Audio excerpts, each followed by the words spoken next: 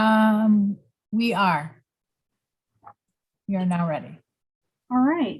Welcome to the October 28th, 2021 BAR Small Virtual Meeting. My name is Lindsay Van Slambrook. The other board members present this afternoon are Bill Healy, Glenn Gardner, Julia Martin, and Fillmore Wilson. City staff present today are Kim Lavin, BARS Administrator, and Frankie Pinto, Senior Preservation Planner. The order of the meeting today will be as follows. First, we'll have an introduction and overview of each project by city staff to the board and for the benefit of the public. This will be followed by an applicant presentation. A 10-minute time limit will be placed on this presentation. Any and all presenters should state their name clearly for the record, and any persons affiliated with the project, owners, developers, designers, architects, consultants, should speak during this time rather than during public comment. By ordinance, the board can ask questions of the applicant at any time. By custom, we do so on the heels of the applicant's presentation. This will be followed by a public comment period. Please state your name, again, clearly for the record if you are speaking. Public comment will be followed by city staff comments and recommendations. Following this will be an applicant response period for 5 minutes. This is not a time to reopen your presentation. This is the time for the applicant to respond or clarify anything raised during public comment or in the city staff comments and recommendations. After the applicant response period, public comment will be closed. This will be the time for board discussion and a vote. If recognized by myself, the chair, you may speak. If you were asked a question by a board member, you may speak. Otherwise, the applicant's presentation again is closed. Please be aware that our operating procedure will be changing upon the return to in-person meetings, the date of which has not yet been determined. Once we return to in-person meetings, we'll discontinue the use of Zoom entirely, but continue to live stream on City of Charleston YouTube channel. The public may speak in person at the meeting or provide written comments in advance. If comments are provided in advance, they must be provided by 12 p.m. on the day prior to the meeting. These written comments will be provided to board members, acknowledged by myself, the chair, as an agenda item during the agenda item to which they pertain. Today, 1 and 3 Henrietta and 42 Halsey have been withdrawn.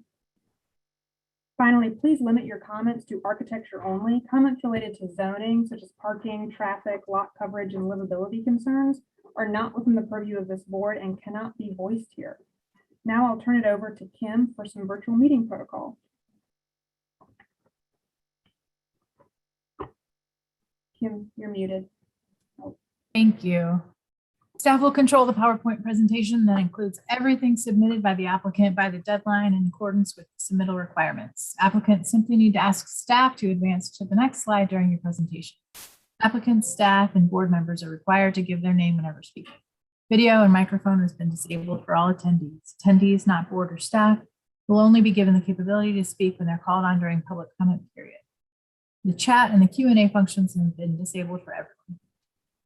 The public comment. The applicants, all team members, and the public have been required to register, indicate the project they wish to comment on, and submit any documents in advance of the meeting. Just as in an in-person meeting, all applications heard today are part of a public meeting format. If you've registered and will speak during the public comment portion of the meeting, you'll need to state your name and address for the record. Those members of the public that have registered will be called on in order by project. Staff will call on the registered members of the public to speak for each project. Unregistered members of the public who raise their hand will not be called on. For the board members will be polled by the chairperson for comments and for their vote on a motion. Each member, when voting, should respond yay in favor or nay not in favor. The chair shall reread the motion verbatim for accuracy. If a board member needs to recuse, he or she will be temporarily removed from the meeting and placed back in the meeting at the start of the next agenda item. If the board needs to go into an executive session, they'll call into a separate conference line, and all video and audio on Zoom will be temporarily turned off until they're ready to return to the regular meeting. Results and staff comments will be posted at the City of Charleston website at www.charleston-sc.gov/BAR. These proceedings are being recorded and broadcast to the City of Charleston's YouTube channel. Thank you, Kim. We are on agenda item number 1 has been withdrawn, 1 and 3 Henrietta Street. So agenda item number 2, 42 Charlotte Street. Kim? This says withdrawn, but it's not this one that was withdrawn. It's item number 1. 42 Charlotte Street is in fact requesting conceptual approval of new construction of a duplex at the rear. It's in the Mazik Ragboro neighborhood. The front house was built in 1831 in the Old and Historic District. This is just an aerial for your familiarization on the north side of Charlotte Street between Elizabeth and Alexander.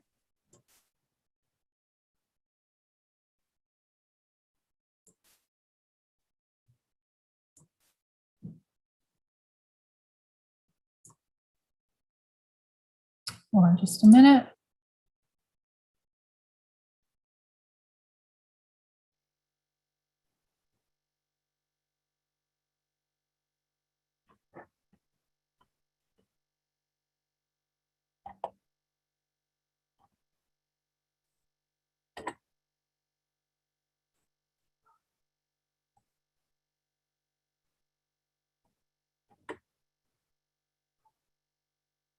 Sorry about that. So here's some existing photos from the front of the property on Charlotte Street. And this is looking toward the northwest. And this is Charlotte Street looking east and looking west. This is a survey card from 1985 and 1973 for the front house. And here are the Sanborn maps from 1888 is the left, 1902 and 1955. This project came before the board on April 8th of this year. The motion was for deferral with staff comments and board comment that a building be detailed to its proper period rather than falsified historic details. And the following are the staff comments that I will not read through unless that's a wish from one of the board members. So the next meeting was July 8th. And the motion was for deferral for massing and general architectural direction with staff comments and board comment to verify code compliance. And staff comments are as follows, which I will not read. But with all that said, I'll turn it over to the applicant for the presentation.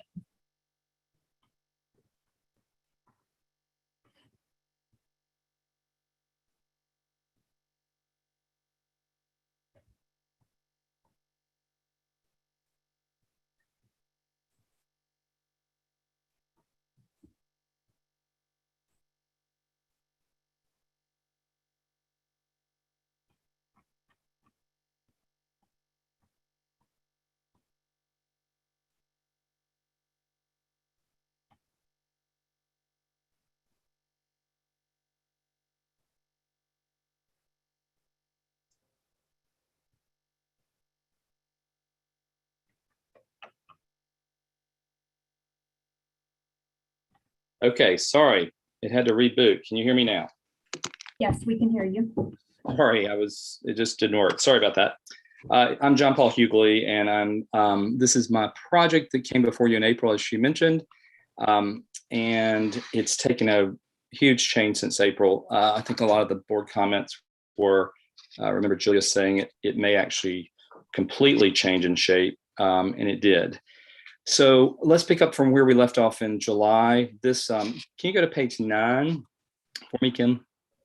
And basically, the board had asked us to start looking at really the issue that keeps coming up is the mass. And we had shrunk the building 3 feet off the back of it and reduced it as far as we could, because this project, as you remember, we made it into a duplex in the back as it looks like one residence. We had a huge number of neighbors that had gone through a project in the neighborhood that really didn't want to see smaller houses back there. But the comments last time, comment number 2 was the building actually got taller, and it did. And that was partly a mistake and partly by design. And as you can see here on the bottom, we brought it back down again. It was partly a mistake on some of the civil engineering we were doing. So the original drawing, which you don't see here, the building was at 31 feet. We dropped it all the way back down to 29 feet, as you can see in the bottom. And equally important, that cross gable that appears at the second meeting in July was way high. You can see it there. It's on the top, it's 30 something feet. And it increased the mass by quite a bit.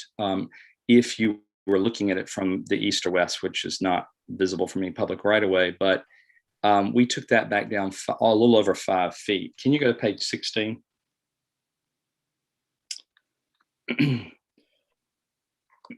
So in the concurrent design, the element, one of the comments in number 4 were that the windows were very formal. Actually, we back up to 15 so they can see the previous submittal. The windows were very formal. You can see it sticking out there. We weren't in favor of it. It's just something that was still holding a placeholder, but we agreed. So can you go to 16? We simplified the windows, not only in the shape. Go to page 16. You'll see the middle window above the entrance door got simplified. Can you jump to page 16, Kim? There you go. And then also all the windows, every single window in the building. I think you remember, I mean, again, we're talking about details here and we're still at conceptual, but went ahead and moved forward. We had a charrette with Bobby McAlpin on window design, and we decided that every pane of glass in the entire building need to be the same size. That doesn't mean the windows aren't the same. They do follow good principles and get smaller as they go up the building, even to the conservatory and the cupola. But they are all the exact same size. So we shrunk those windows. In a meeting with Kim and Tori recently, they couldn't really tell it on this picture going back and forth. But to give you an idea, I just did the square feet and did a study. We took away 4.4 windows as far as space. I know that's just to give you an idea. We shrunk them actually 11%, every pane of glass, 11%. That helps. Conservatory here. Conservatory, I don't know if you remember, was part of our charrette as well. It looked like a 2-story boxy, Bobby McAlpin called it a rocket ship that needed to take off, and it did have that effect. It was large. It had second floor. It had a balcony, and most of the board members commented on that first design, saying it needs to come down. It needs to be restudied, and we of course agreed. We had not done a study with our graduates. This is the one piece that gets seen all the way down the driveway, 200 feet back, and our goal there was to have something light and transparent that would have citrus trees inside, very small. And our goal there was to bring it on down. We have to have the little bit of lantern to let the heat out of it. But the whimsical folly-like comments that y'all made, I mean, that was y'all's quote, really worked for us in the design. We wanted the blacksmiths to design this building, as you know, and we took that boxy 2-story balcony and toned it down. In fact, it is down from the original. It's down a little over 5 feet as well from the original design. Can you go on to, the last thing was remove the awnings. We've worked with staff on this. These are part of our solar plan for the sustainability. It meets the principles that are set out by 2018 new construction. It's very clear in those principles that if you're facing something south, you really do need to have some shade protection, and architecturally it fits into Charleston. So although the staff had asked at one point, should we take it off or would we take it off? In a conversation with them, we really have begged to say, hey, this is part of that's where our solar film will go. We've met with 3 companies now. Staff has even met them. So we're leaving them there for now, but if you tell us we have to take them off, we'll take them off.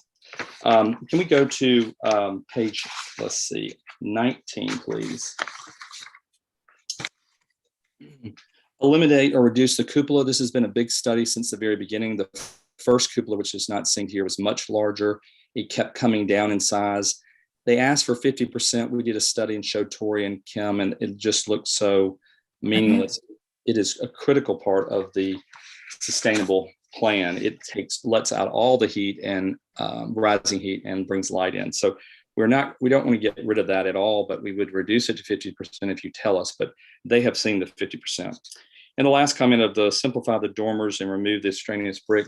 We have worked with the engineer. You'll see it on the very last plan. The brick can turn the corner and work its way up the building there. You can kind of see it in that diagram. I'm going to let Jack Duncan, the professor of architecture at our school, who's been working on this, start to speak now. Jack, are you there? Sure. Hopefully everybody can hear me here. We can hear you. Okay, great. Thank you so much for having me. So there's just a couple of things that we've been, I think we've told you kind of like how the complexity of the process that we're trying to do, which we know that's something we've chosen, but integrating, the trades and students and kind of trying to show them the process is really important to us. As far as some questions and maybe some clarifications going forward for me is kind of taking on the more of the design role going forward. And since the last submission, it seemed to be pretty unclear about height, scale, and mass. And I know we were fortunate to be able to meet with Tori and Kim. They carved out some time. I know they were very busy, so we really appreciate that. I think height and scale didn't seem to be any issue. And then once we started to show the massing reduction, from our first submission to our last, I think that we reduced it just over 1,000 square feet from what we were, by code allowed, and then, continuing, I guess that was 1, 2, 3, 4, 5 reductions in mass from that point. So we hope and we think that we've achieved that reduction to a sufficient point.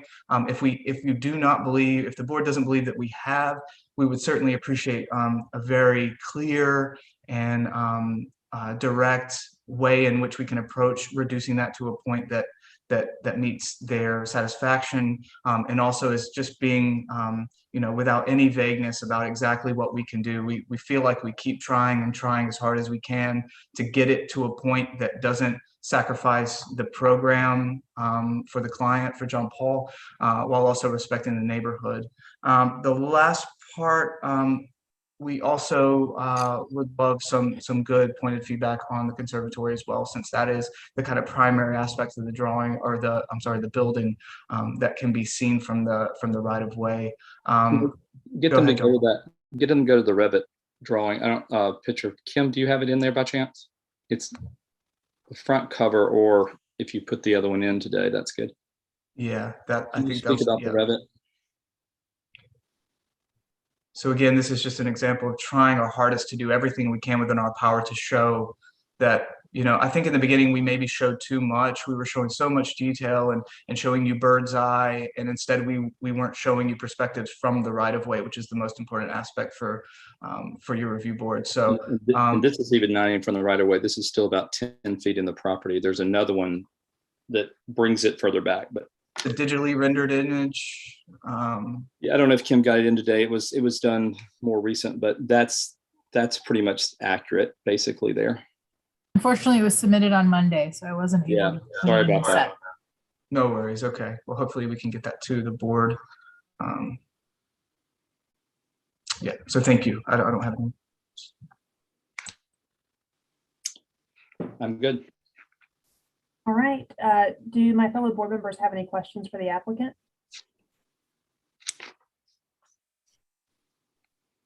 Just a quick one. So is Mr. Duncan is the architect of record on this project? Is that what I'm understanding? No, I'm not the architect of record. I'm sorry. I set an alarm for the 10-minute speaking. I didn't want to overspeak. No, I'm just the architectural designer for this. We're bringing in John Fondren as our engineer, and we're using various methods of conceiving of our ideas and our drawings. Okay. Any other board questions at this time? All right, we'll move on to public comment. We have April Wood and Anna Catherine Carroll.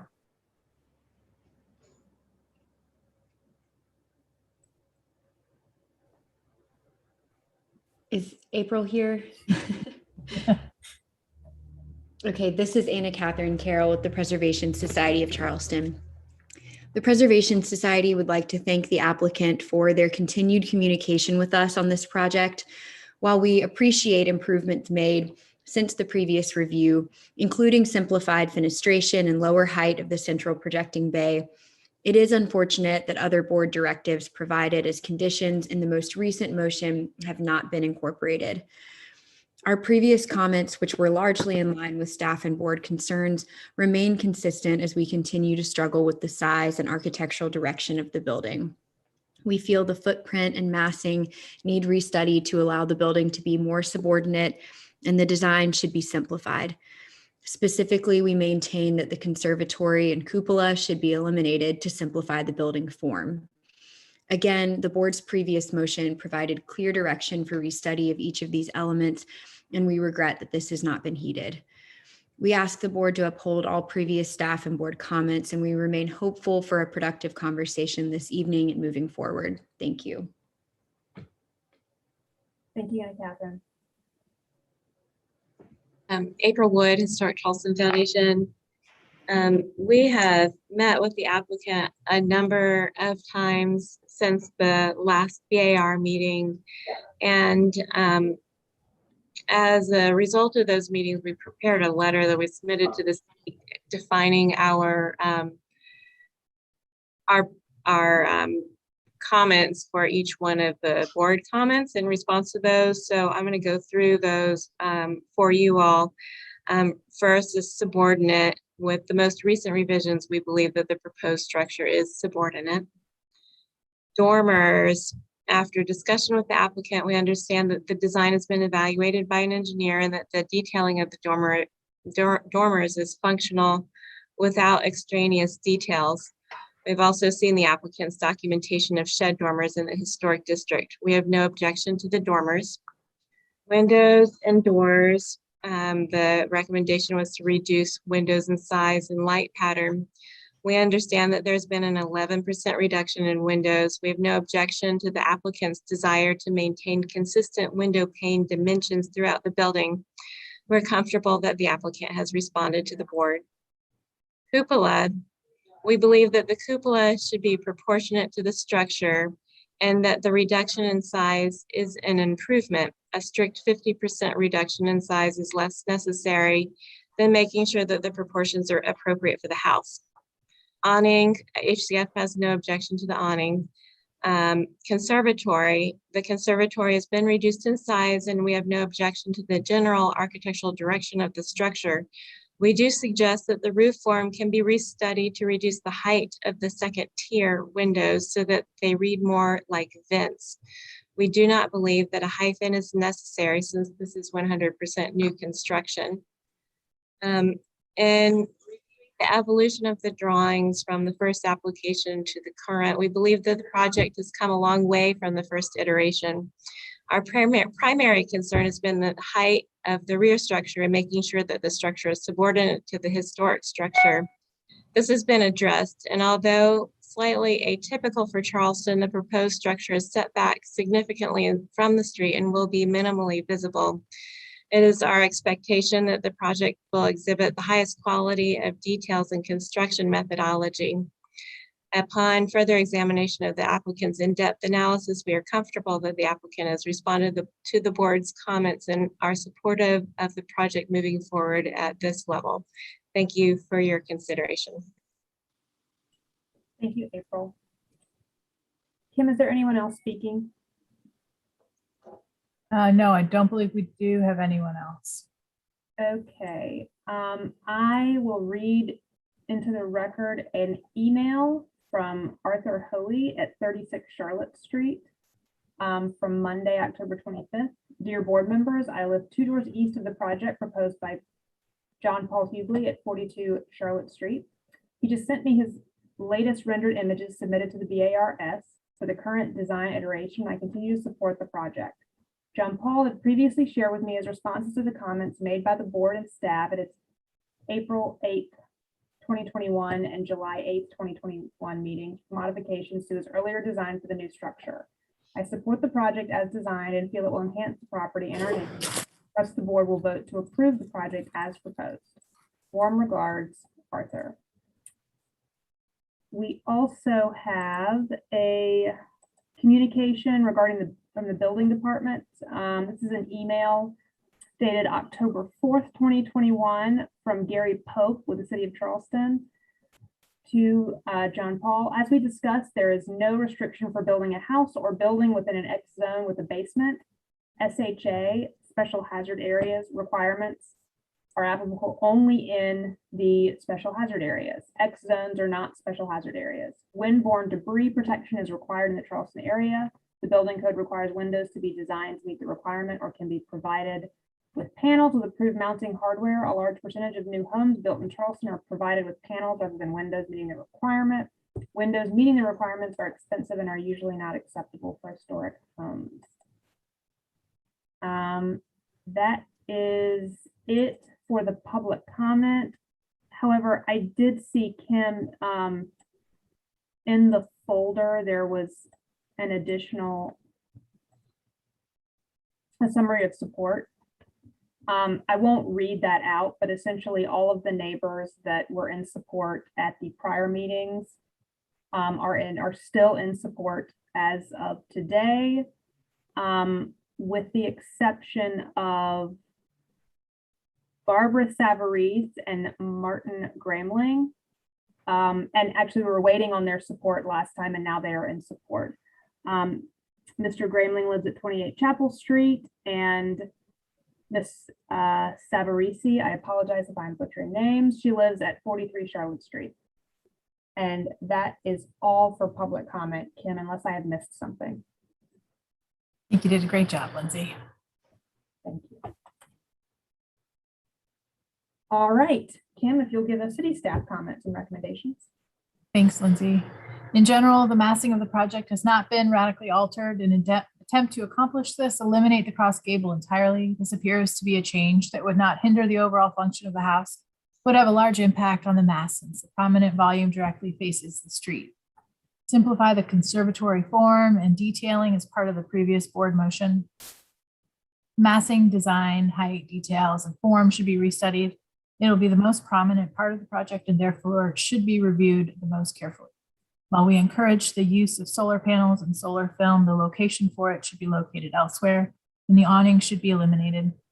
Eliminate the wall for the planter bed, which appears as a porch foundation, and in doing so, potentially refine the egress wells with a simple cap. So the city recommends a conditional approval for conceptual design of the primary building, incorporating all staff comments and deferral on the conservatory for refinement and overall simplification. Thank you. Thank you, Kim. Mr. Hughley or Mr. Duncan, did you have any response or clarification to any of the public comment or in the city staff comments and recommendations? Sure, I'll do just a clarification. Can you hear me okay? Yes. So I did reach out since we had to pull it last time. We pulled it so that we could really do a Revit modeling and show it with this to the cities. The city staff, both Kim and Tori, have seen all the work we've done. I'm sure they can verify the amounts of studies we've done. I think there's 12 physical studies, 4 spreadsheets, and now 1 massive Revit model. I did reach out to the Preservation Society this week and tried to have a meeting with them to catch them all the way up on all that. I did not hear back. So the Historic Charleston Foundation met with me for 2.5 hours to go over all this and went piece by piece, comment by comment of the board's comments. And so thank you for making that clear. I'm not sure I totally understand number 1, but I'm sure it will come out in discussion. So please be clear with everything. We're in our 2nd year now. It's been a year and 10 days since that y'all have had it as a staff, only since April, since you've seen it as a board. And, it needs to be very clear on where we're moving forward on this. So it sounds like staff is getting more comfortable with the massing. The conservatory will be the focus. Can you please be, some people don't want the conservatory at all. The conservatory is a critical part of this. I'm definitely willing to take away awnings. I think that's a wrong idea, but there's no way to put solar on a north side of a building. You put solar on a south side of a building so that you get solar. So we'll just eliminate the solar. So I'm willing to give again on that.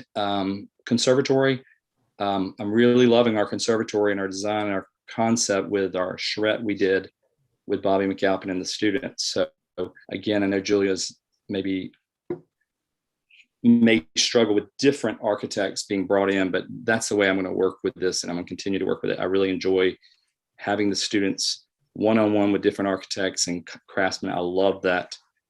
That's the reason I created the whole school, was so that architects would talk to and collaborate with design. And I think the conservatory for me was a great example of where they threw mine in the trash and they started all over and they said, this is the way it should go. So that's my comment. Jack, if you need anything.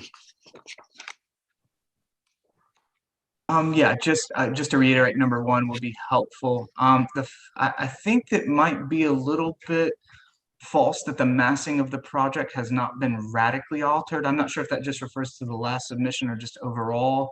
I mean, we've altered it, we've reduced it by over 30% from the initial submission. So, and then to eliminate the cross gable entirely is kind of, it's what made it residential from that kind of initial, the initial submission that was done before I came on. So yeah, I just want to reiterate, I don't want to take any more time, but that number one is really important, I think, for us, because the whole conceptual approval is the massing, right? And I thought that we had kind of gotten to a point where we felt like we had kind of done that. So yeah, just clear direction on that. A number one especially would be very helpful. Thank you so much. Thank you both. All right, I will now open it up for board discussion and a vote.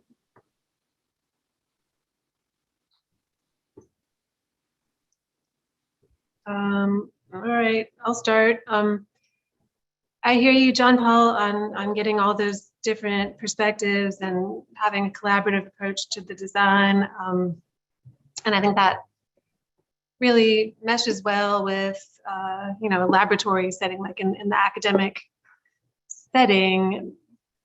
But I would wager that if you had engaged Bobby McAlpine or someone local of that ilk, that we would have been through this, we might have had it all taken care of back in April. With true respect for you and for the college, I can see that you have some really cool ideas, and I have a lot of hope for this project, but I don't understand that reluctance to engage a practicing architect, because I think, everything that you're trying to convey is just currently sort of, I guess, inadequately related with the documentation that you're providing. And it's really difficult to grasp the clarity that I think you would like to be there. I mean, for one just little example, the detail, I looked at the detail of how your engineer is saying that, yes, you can support brick on the sidewall of a dormer, but that seems to me such a contrived and convoluted detail for a design that I believe you want to be pure and honest and traditional. So, I mean, I just have continued to struggle this whole time. And I've always tried to hold myself back from saying that everyone needs an architect, because a lot of times we get people with very modest requests and an architect is not necessary. But this is a really substantial opportunity you have to build a beautiful structure in a lovely spot on the peninsula. And I just don't feel like you're giving it its due consideration in a way that makes it easy for us to grasp and understand and love and approve. I don't know, that's all. But I guess ultimately I agree with most of what staff's saying. I don't know that I'm comfortable with any level of approval at this moment. I see Mr. Duncan has his hand raised. Mr. Duncan, do you need to clarify anything? Yeah, please, until it went on. So I feel like that was a vague answer, right? And the fact that you're picking apart a detail that in the conceptual phase is very difficult for us to deal with, because it's like, okay, but like the real issue is height, scale, and mass.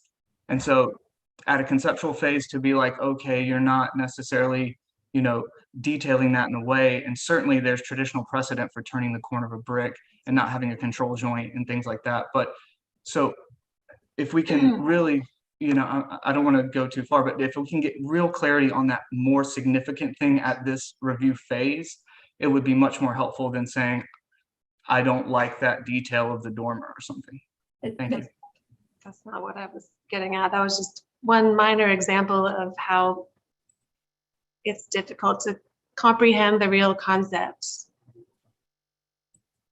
And I'll help clarify that a little bit, I think, on behalf of, well, for myself, and I may, other board members may feel the same way, they may not, but I think that the point about that dormer detail, Jack, is that there are a lot of unique points to this proposal, and unique in a lot of ways is good. But in considering the height, scale, and mass, we're also considering the general architectural direction. And when there are unique features that either make or break a building through the general architectural direction, I think I'm the one who in the past has made the comment of making certain that there are elements of this that, while they're beautiful on paper, we have to make certain at the conceptual level that they are buildable and that they are permittable through the building permit process. And so I think that's more where that comment has come from in the past. I don't think it really boils down to the dormer. But if you were to come back at the preliminary level, let's say, and have determined through careful detailing that those dormers were not able to be built how they were shown at the conceptual level, I think that does really begin to impact the architectural direction of the building and would set the applicant back even further, which is not at all our goal. I think we all are hoping that these items can move forward and not have people bogged down in the process.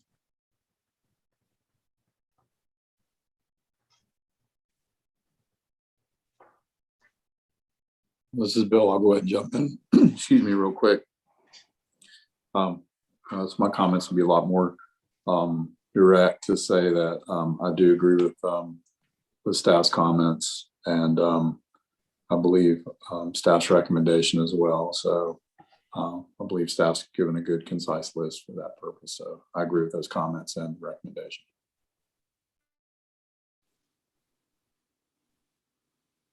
And I agree with staff's comments as well. But I will say that I strongly believe, I continue to believe, that the success of this building will be far, far greater without that cupola. And I'm sorry, because I understand the intent with ventilation, even though that isn't necessarily standard method of ventilating today. But I think that the cupola continues to, the cupola and the cross gable, but really the cupola, continue to give this building more and more presence, and take it away from being this secondary feel that I think we have all been striving for. Elmore Wilson, I'm in general in line with my fellow board members, and I agree with staff comments. I struggle a little bit, as I think as Julia does, with trying to define exactly how this building is going to turn out. I think in general, it's a very attractive structure, and I certainly support the idea of using this as an example for the College of the Building Arts and a teaching tool. I think that's wonderful. Like staff, I struggle with the cross gable, and like Glenn, I think the cupola, the building would read has a lot more subordinate structure if it didn't have the cupola and the cross gable, and I really struggle with the conservatory. The building still, even though it's been simplified, and there's no question about that, I still think it is sort of reading as an adaptation of a relatively high style period commercial structure instead of a a simpler ancillary building that is modern, contemporary building, not contemporary design, but contemporary building that is a duplex and a residence. And so I don't think I'm comfortable with conceptual approval at this point. John Paul, I see your hand raised, and I'll recognize you only if it's for the purpose of clarifying inaccurate information. If it's not to clarify something that is inaccurate, then. No worries. Just, I lowered it. Okay.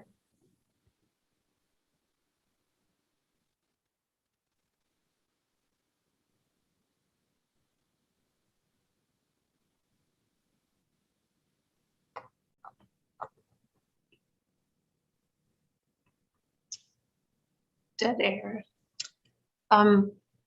Yeah, I feel like this could be a wonderful project. I really do. And I, of course, love the idea of it being an academic endeavor as well. I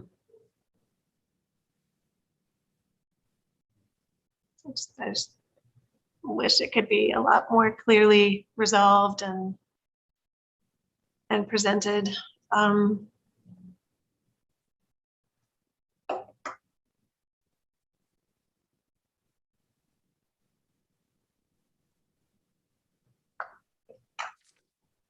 I don't know what to do. None of us, I don't think, enjoys continued deferrals. I know that's expensive for applicants. That's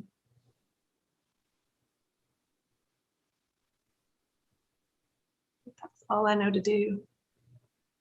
Do you want to make a motion, Julia? If not, I will. Please do.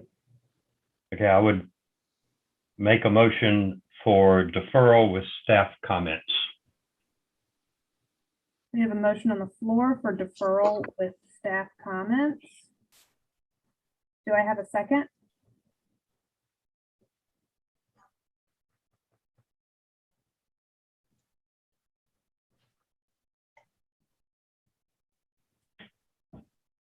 If I have no second, we'll move back into board discussion.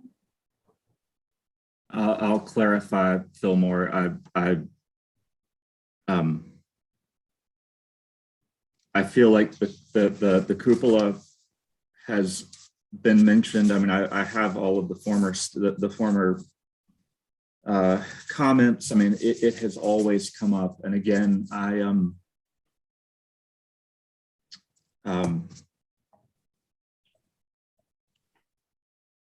Do you want to add a board comment? I just feel like, and I hate to be the one who sits here and says you have to remove the cupola. I mean, my first office had a phenomenal cupola at the corner of Broad and Elliott. That cupola also trapped a ton of heat, and if you didn't have a rope tied to the windows, it completely killed the efficiency of the building in a modern manner. But I mean, that's a building from a very, very different era. And the presence of the cupola here draws more attention to me to this building that should be fading to the background behind that great big oak tree and behind the new wall. And I think it's like if there's a light hanging in that cupola at night, it's going to just draw more and more attention to a building that wants to be gently, beautifully fading to the background.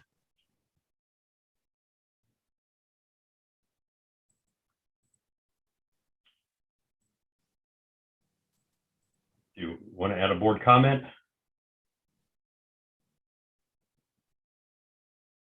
Does anybody else have I mean, Fillmore, you sort of echoed my comment.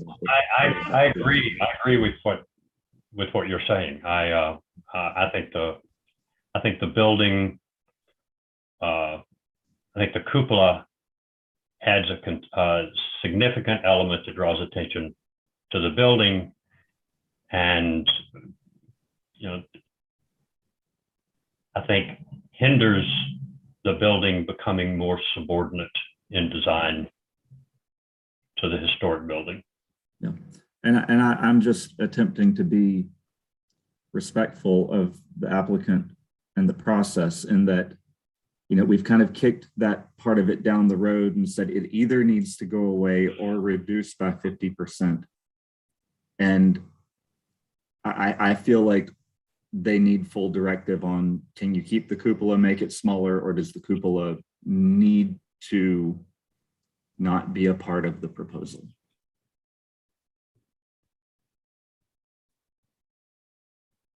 John Paul, you have your hand raised. You can clarify inaccurate information. Thank you so much. The cupola has been talked about in the minutes, and I've taken all the minutes. It's only been talked about at one point to take it completely away, or 50%. And to clarify, because we only have 10 minutes, y'all don't see all the studies, but Kim can jump in. She's definitely seen it. Tori can jump in. They've seen the study at 50%, 60%. We will do it at 50%. They've seen it. It's not proportionally right. And Tori agreed that y'all should have never put a 50%, that we should be the designer. So we agreed at that meeting, both of those meetings with the staff, that it should go a little more than 60%. So when y'all say there's not been a lot of studies done, it just means y'all have not been able to see them because we only have 10 minutes. But the cupola is a critical part of the sustainable. I'm not going to do this house without the cupola, I'll be honest. It is why we live in Charleston and we teach sustainability. So I will go to 50% since you said it. I hope the staff will show you those pictures of what it looks like. We will go there if we need to, but we're not going to remove the cupola. We'll change the whole design back here if we need to. Like we'll go to mini micro houses or something. So I would ask staff is, you know, I understand what is and isn't submitted for public review, but does staff have the percentages that could be shared, or would we need to? I'm not trying to make a big deal of this. I'm really attempting to have a very clear path forward, you know, for the applicant as far as whether something is or isn't going to work. Yeah, we met with John Paul and Jack a couple of weeks ago, along with some other colleagues, and they did show us different percentages removed, and 50%, in my opinion, is too much. That 50% rule wasn't meant to be hard and fast. It was meant to be a guideline, and I believe it was a staff comment. And yeah, I've seen the 50%, and it's too small.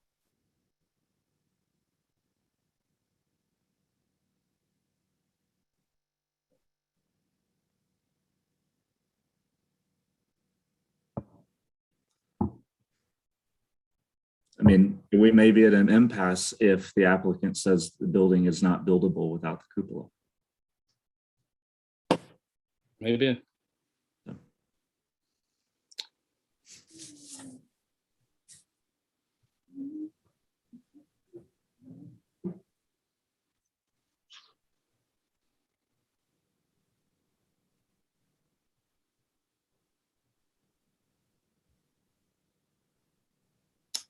That's why I should move it to staff. Stand soft.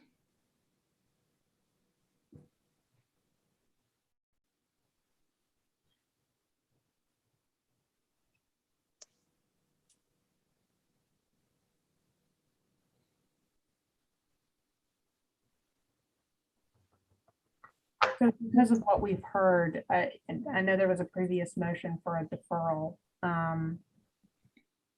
I don't know if that changes the views of Fillmore and Glenn hearing that.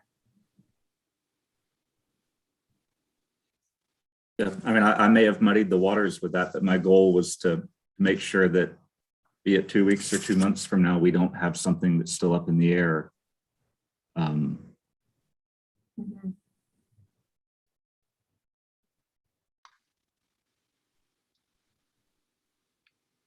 But I'll reiterate my, you know, as everybody else I think has said, my agreement with the staff comments.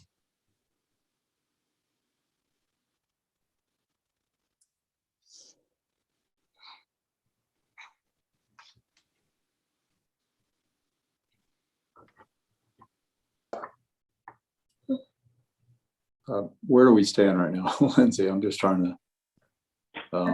We're in board discussion.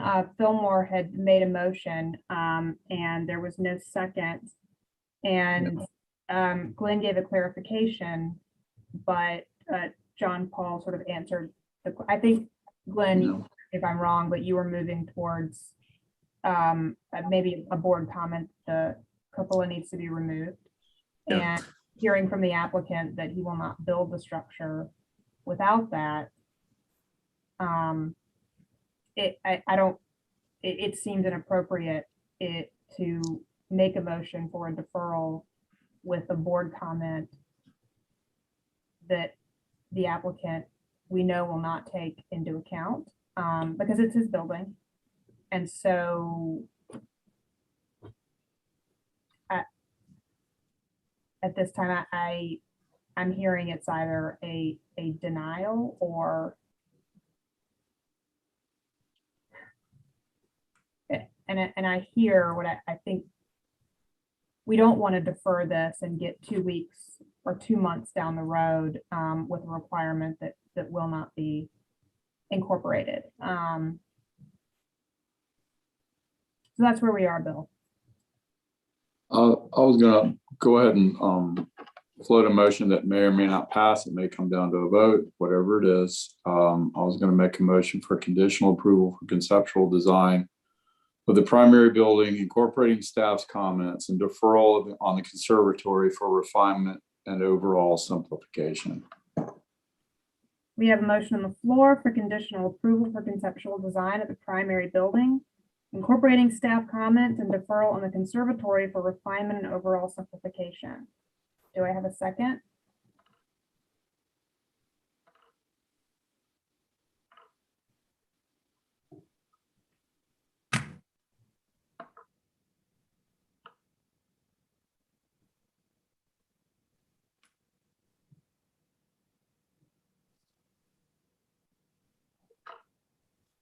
I think that was the same motion. It was for conceptual approval with those conditions, not just deferral. A deferral on the conservatory. So it's a I'm sorry. conditional approval. So Bill, when you say conditional approval, Just staff's recommendation. right, but Bill made the, that's Yeah, Bill. So the conditions of the approval are, I know it's a deferral on the conservatory, but the conditional approval of the primary building, can you clarify what the conditions are? basically it's staff's comments. And there are a couple of comments about eliminating the planter bed walls, I believe was one of the comments. There was also a comment about the cross gable. Basically staff's comments was the condition. And did you want to add any board comments? No, but I would, if there's an amended comment that a board member would like to make, I would definitely entertain that. But I wanted to start with that, which was basically staff's recommendation.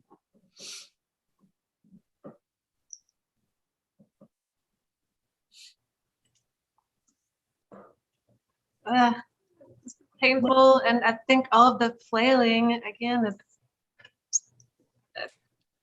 because the concept isn't crystallized. It feels like it's designed by committee, and now we're like unwittingly joining the committee, and it's really. Do we get to the same place as the deferral motion with a potential board comment to remove the cupola if it's a conditional approval with an added board comment to remove that? So we actually get to the same place, but it's an approval versus a deferral. Yeah, that's a good point, Lindsay, because that's what I was trying to kind of get around to is I appreciate my fellow board members' comments. I just didn't know how particular. There seemed to be a lot of talk about the cupola, and if the cupola was a particular point, I was hoping potentially someone would offer maybe an amendment to that. Well, can I, and may I just make it hopefully not more difficult by clarifying that a conditional approval of conceptual design, that means that it isn't conceptually approved until items 1 through 4 are all. Yes, yeah, that's how I am reading it, Glenn. Kim, addressed. would you agree with that? Because that But- was staff's recommendation. So would you agree with That's that exactly, assessment? that's exactly right. If those conditions are met, the And- city would recommend conceptual approval. And are we discussing, or do we have a motion still on the table that what didn't get The a second? motion's Is that still right? out there, Glenn.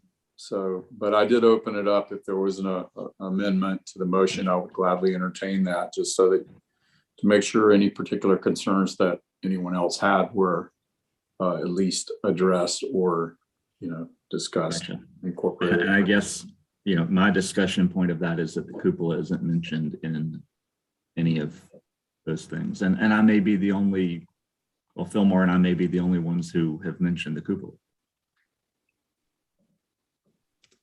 Glenn, I don't think you're wrong about the cupola. I appreciate your comments on that.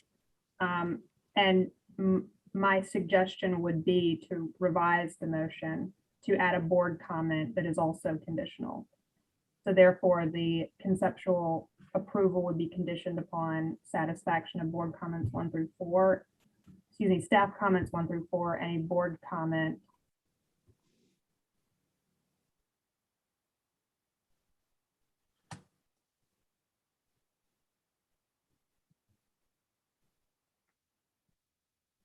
We could either, Lindsay, I guess, hold up that last motion and call for a second, which we didn't get. So that, I guess, can go down, and then someone can propose a new motion, or we could, I don't know how easy it would be procedurally to amend that motion to include one extra condition, but Bill, you are whichever is welcome- easiest You're procedurally. welcome to amend the motion that you made. We haven't. I'm not necessarily going to make an amendment to the motion unless someone makes a specific, request of me to do something. If not, I would, if we don't get a second, then we need a new motion, I guess.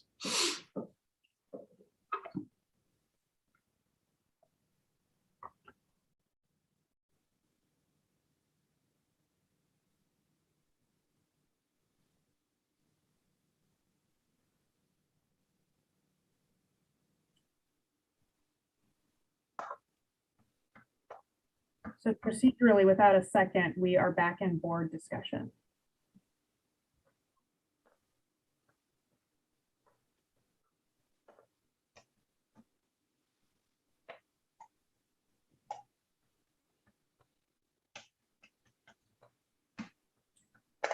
I know we focused on the cupola, but and maybe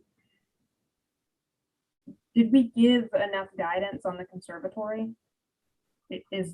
Are my fellow board members generally in support of the staff's comments on the conservatory? I just want to make sure if we did move forward today with some sort of approval that we gave appropriate guidance on that. I mean, Lindsay, I feel like, I am so in agreement with the staff comment about it being so prominent. And so it really does just have to be executed beautifully. And at the moment, it's kind of it's more than a placeholder, but I don't really know how it would, what the detailed construction of it would be. So, and knowing we're conceptual, I feel comfortable that staff's comments push it to be thought through more carefully. Does everybody agree with that, or? Because we're ultimately that the staff recommendation is a deferral on that item. Right.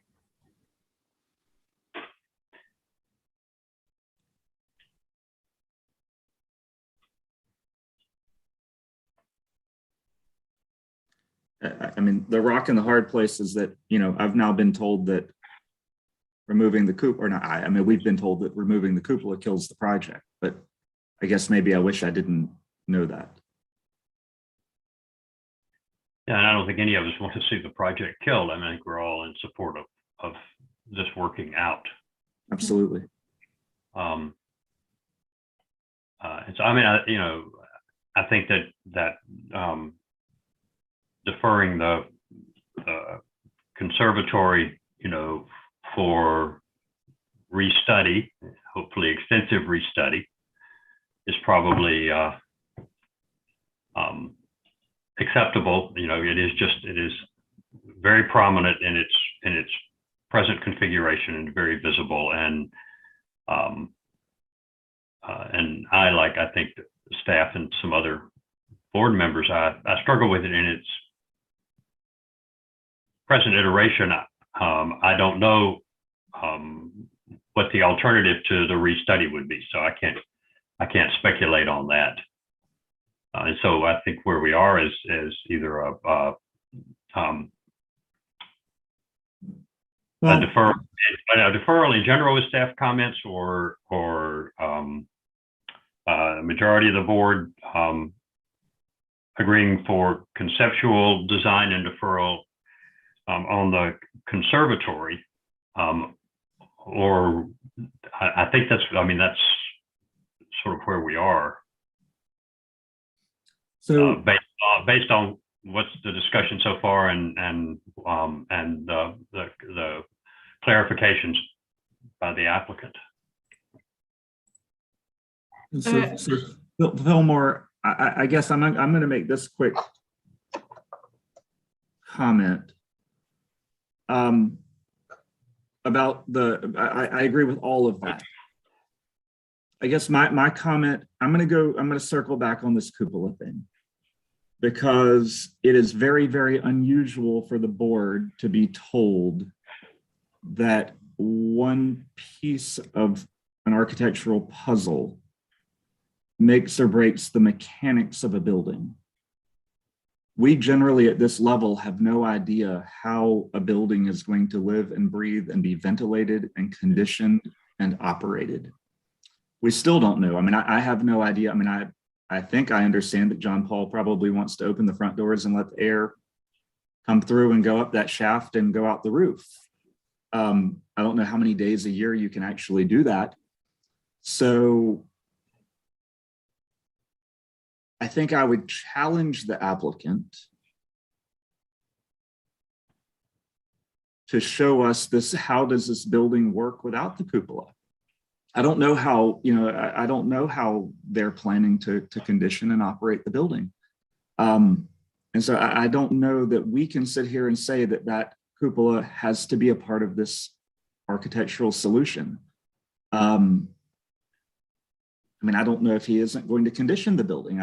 We don't have that knowledge at a conceptual level of the board, and we generally don't get involved in heating and cooling other than where the units go. And I agree with that. So I think it's unfair to the project to say that, the building can't function without that element on the roof. Am I crazy? No, I mean, I don't disagree with that at all. It's I was just basing my comment on the clarification that John Paul made. If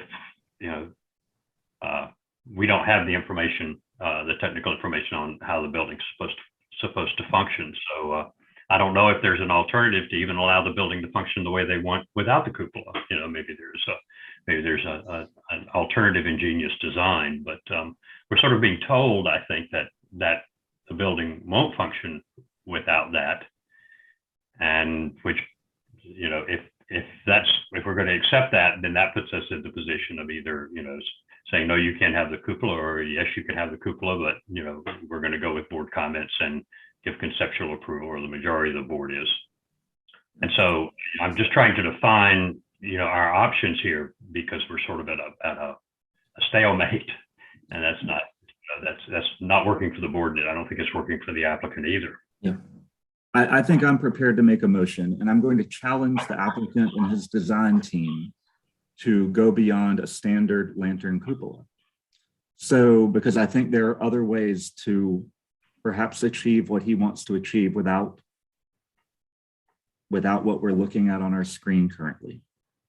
So I'm going to make a motion per staff recommendation for conditional approval for conceptual design of the primary building, incorporating staff comments 1, 2, 3, and 4, which are all of the staff comments. Deferral on the conservatory for the refinement of the overall simplification per staff comment, and a board comment to eliminate or fully restudy the form and aesthetic of the cupola element. Great. Glenn, could you say that last part one, to fully restudy the form? The form and aesthetic of the cupola element. Okay. We have a motion on the floor for conceptual approval for, conditional approval for conceptual design of the primary building incorporating staff comments and deferral on all staff comments and deferral on the conservatory for refinement and overall simplification, and a board comment to eliminate or fully restudy the form and aesthetic of the cupola element. Do I have a second?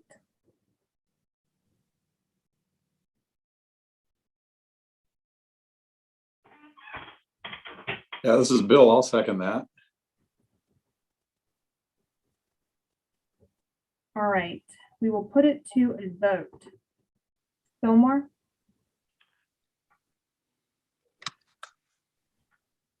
Yay in favor. Julia? Nay opposed. Glenn? Yay in favor.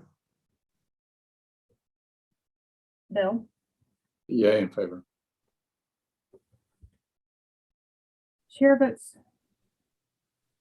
with the majority, and the motion passes 4 voting for and 1 voting against.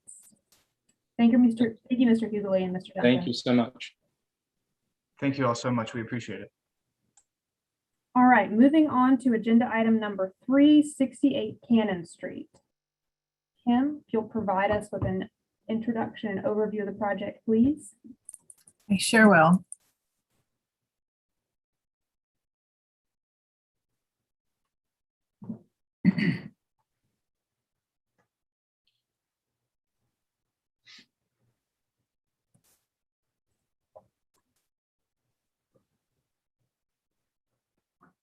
All right, 68 Cannon Street's requesting conceptual approval for modifications to a historic shed, including a 2-story brick addition. And the building's a category 4 at the front in the Cannon-Borough-Elliottboro neighborhood, and it was constructed in 1872 in the Old Historic District. Here's an aerial. It's on the north side of Cannon Street, basically between Rutledge and Cumming. And here's the existing building at the front of the property. And here's the sight line in which you would see that addition. And there is conveniently a roadway sign down the other sight line. This is looking west on Cannon Street and looking east. And with that, I'll turn it over to Mr. Andrew Gould for the presentation. Thank you, Kim. I'm going to assume you guys remember this project pretty well from the last meeting, so I'm not going to show you as much information about the site as I did last time. If you want to go on to the next one, Kim, hey, there's the backyard where the proposed structure will be built, and next one. And here you can see the existing view, and next one is the proposed view. Now, a lot of what I want to talk about right now is precedents and context for brick buildings with these types of details in the broader neighborhood. Staff encouraged me to do so. And I felt like there were some mischaracterizations implied at the last meeting that this building is exceptionally high style for the neighborhood, or that the street is entirely residential and commercial architecture like this doesn't fit into the street, or that the brick construction is highly anomalous. I understand where these thoughts come from, but I think an objective assessment of the brick buildings in the neighborhood shows otherwise. I think honestly, we tend to just not notice brick buildings very much. They're dark in color and they just kind of recede into the background compared to all the wooden houses and their white porches. But there's brick buildings with details just like this all over the place within a couple of blocks of our site. And I want to call your attention to that. So if we go on to the next slide. The first typology that we see all over the place, all up and down Cannon Street, is brick storefronts. Of course, all of Cannon Street is zoned commercial, and there's commercial buildings like this dotted every 2 or 3 houses all up and down the street. Most of them are brick. And none of these are particularly high style or grand structures, but if we actually look at the details, they have all the same details that my proposal has. The building on the upper left, for instance, it has the small pane windows. It's got brick coins, which actually is grander than what my building has. The building beneath it has the elliptical arches. The building on the upper right has the stepped cornice at the top. And if we go on to the next slide, we also have larger brick commercial buildings throughout the neighborhood. Here we are a couple blocks away. This is a former church office behind the Carpellis. That's now the Abbey apartment complex. And this is a building you could walk by 100 times and not even notice it's there. But objectively speaking, it's much higher style than my proposal. It's got these stuccoed pilasters that are meant to look like limestone. It's got multiple pediments. It's a pretty formal classical composition. Moving on to the next one, right down the street is the fire station. And this building is far, far more high style. It's got similar details. It's got the projecting string course. It's got the arches. It's got the sawtooth cornice at the top. But look what more it has on top of that. It's got really deep brick projections. My building has really shallow projections, only 3/4 of an inch on each brick step. This building has several inches of projection on each step. It's got the rusticated pilasters on the corners. It's got a Baroque parapet on the top. It's got everything I've got, but like 5 times more intense. Going on to the next slide. And then right around the corner, we have an even grander high style brick commercial building, the old Catholic school, which has a number of interesting projecting brick details on it. And then go on to the next slide. We also have a number of modern commercial buildings scattered around Cannon Street, which you can see also have similar brick details. This has a projecting band and soldier course at the top. That's quite like what's on my building. And going on to the next slide. Another typology throughout the neighborhood are these mid-century churches. There's about a dozen of these scattered in the neighborhood, and these are really quite high style. They're not all great buildings, but they in terms of pretension to high classicism, they're really quite high style. If you go on to the next one, even this one on the upper left, that's really rather bland. It actually has projecting coins. It's got projecting bands. It's got that arch in the middle. That's got 3 different projecting brick steps.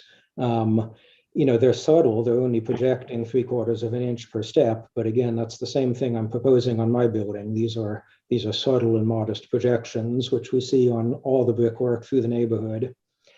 And then of course, right in the middle of our neighborhood is the Carpellis. I think it's safe to say there's not one building in all of Charleston that's more high style than the Carpellis. And going on to the next one. And then also on Cannon Street, Holy Communion in kind of a neo-Renaissance style that's got all sorts of fancy coins and cornices and rendered even more high style by being stuccoed and painted multiple colors. Next one. Then another typology is brick residences, which are scattered throughout the neighborhood. And many of these buildings, again, have these same kind of details like elliptical brick arches. And going on to the next one. And finally, probably the most significant precedent is this splendid house, the James Sparrow House, which is 200 years old, and it's literally right across the street from our site. And so we don't even need to conjecture, supposing a brick building had been built on this block, back in the antebellum period, how fancy would it be? We don't even need to conjecture that because we have an example right across the street. And, this has many details that are just like my building. It's got the sawtooth cornice at the top. It's got an elliptical arch at that dormer window. It's got the double step brick band in the middle of the facade. But on top of that, look at all the high style features it has that my building doesn't have. It's got coins, it has window hoods and brackets. And most importantly, it's stuccoed with scored lines to imitate ashlar masonry. And back in that period, that of course was considered a big step up in style, that a plain brick building was considered more utilitarian. An elegant stuccoed one like this was considered grand and high style. Moving on to the next slide. Another comment that I wanted to address that was discussed at the last meeting was the scale and height of the chimneys. I casually surveyed the city looking for buildings that have the chimney on the outer wall so that you see the full height of the chimney projecting above the roof. And I was able to confirm, as I suspected, that it really is quite typical that those chimneys go all the way up above the peak of the roof. And you see this all over the city, that the chimneys are really quite large. They contain multiple flues. They go up to the highest point, and that buildings typically have at least two of them. Go on to the next slide. One thing I did notice, which had some effect on my proposal, is that although the chimneys tend to be high and broad, they're pretty narrow looking at them from the narrow end. That is to say, most of them have a very rectangular proportion where they've got quite a narrow face and quite a wide face. So I did adjust my chimney proportion a bit to be more like these historic examples. Go on to the next one. So the site plan, go to the next one. You've got about a minute left. All right. So the two changes, basically, I was encouraged both by staff and by colleagues in the neighborhood not to water down the details of this building, but to respond to the specific design comments that were made, which were about the chimneys and the staircase. So if you go on to the next one, you'll see this better. Past that to the detailed elevation comparison. Go on, next one, there you go. So you can see I have made the chimneys a little bit shorter down to absolute code minimum. Code will not allow me to make them any shorter than this. And I've made them narrow as I reasonably can in order to contain the flues. So they're more similar to those historic examples. And then in the case of the staircase, I've put a 90-degree turn in it, which probably does make it look more reasonable. I don't really want to do a switchback stair right up against the building because it's going to block those beautiful side doors and arches. I just don't think that would be appropriate for the design. And I simply can't put the stair inside the building because as a commercial structure with two different uses upstairs and down, it's not allowed by code to have an open stairwell inside this building. An interior stair would have to be enclosed in a fireproof shaft, which would totally kill the concept of this building. So a stair outside of the volume is really the only way this can work. And if you go on to the next one, there's the back view. I've drawn in that neighbor's wall. The wall will go all the way across the back of the building, but I've changed it to a dashed line just to not obscure what the back of the building looks like. But you can see here how much of the staircase will be visible above that wall from the neighbor's side. And I think go on, so another one.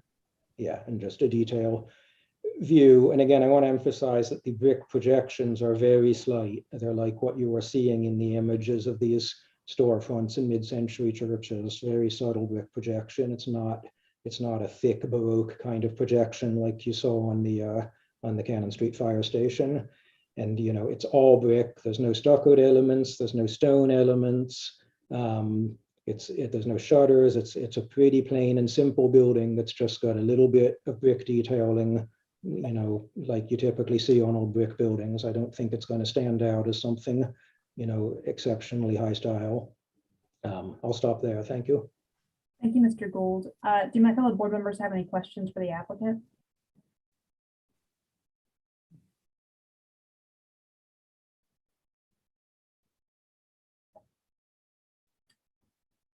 I had one question. Mr. Gould, did you have any examples of accessory structures?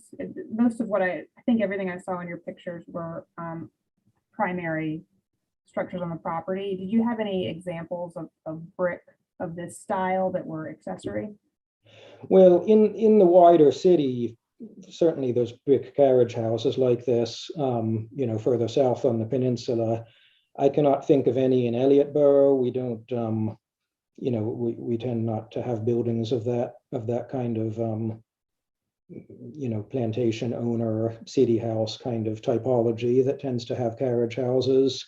There were some buildings, back there in the mid-20th century. I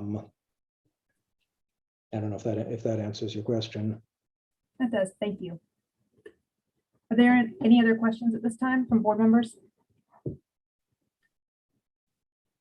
All right, we'll move into public comment. Kim, do we have anyone speaking from the public?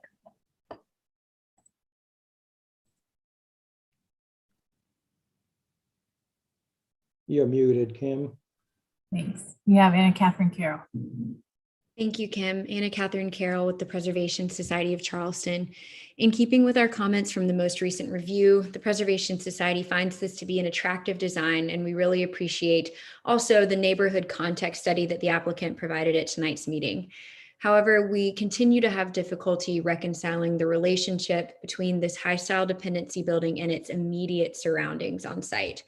We were encouraged that the board's previous motion incorporated direction to restudy detailing to lessen the stylistic contrast.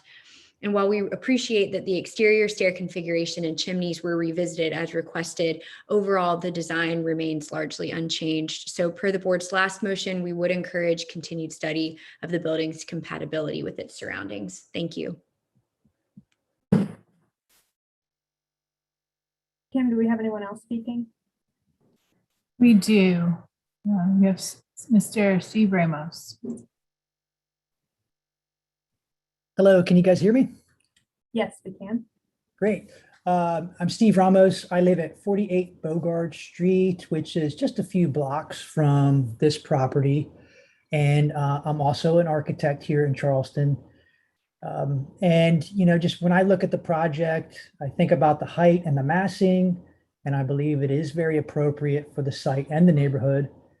When I think about scale, I think about the relationship of components such as windows and doors and detailing.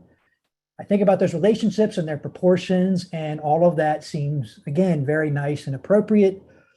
And then, of course, architectural direction is a major component of this meeting. And quite simply, the facade to me is a beautiful composition. The brick and the corbelling are handsome details, but they are by no means excessive. As Mr. Gould pointed out, brick buildings are often actually pretty subtle. I think the stairs and the railings actually add a finer level of detailing that is nice to have with buildings. I think buildings need small details, and the stair railings will do that. And so when I look at it, I would give it an A+ for architectural direction. I know there's a lot of talk about high style. I actually kind of Googled that. It's not a phrase I use a lot. And I understand the intent of that discussion, but I think it's a bit of an unfortunate critique to suggest that the style be lowered or the quality be lowered. That's usually the opposite of what the board suggests for projects. The Cannon-Borough, Elliott-Borough neighborhood, like all Charleston neighborhoods, has evolved. Charleston neighborhoods have all had ups and they've had downs. And I think we're in an up period in the Cannon-Borough, Elliott-Borough neighborhood. I would suspect in the last 10 years, we've probably had some of the largest amounts of preservation, restoration, and high quality new buildings occurring. And that's a really good thing. I just think that a lot of the buildings in the neighborhood have not been maintained over the last century. And that's maybe why it was kind of looked at as more of a modest neighborhood. But I think Mr. Gould pointed out a lot of great examples. And Mr. Gould has done a lot of exceptional architecture in the neighborhood that it certainly speaks to traditional architecture, but it also is quite new and different. And I think this one will be another great addition to the neighborhood. So I hope that you all will see to approve it tonight. Thank you. Thank you, Mr. Ramos. Kim, do we have anyone else speaking from the public? We also have Marion Hawkins.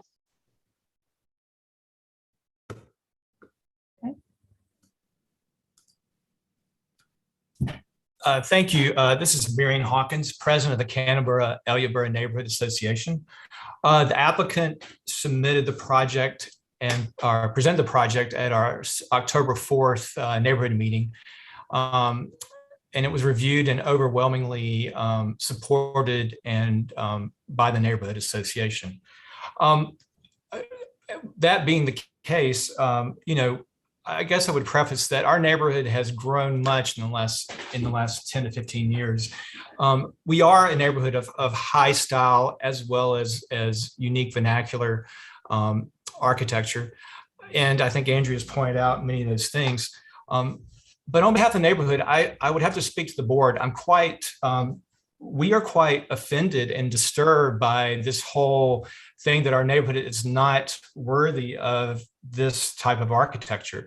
The board we have seen many projects go through the board and be approved by the board, 66 Cannon next door, as well as 95 Spring. And the board has approved some very bland, modern subordinate buildings.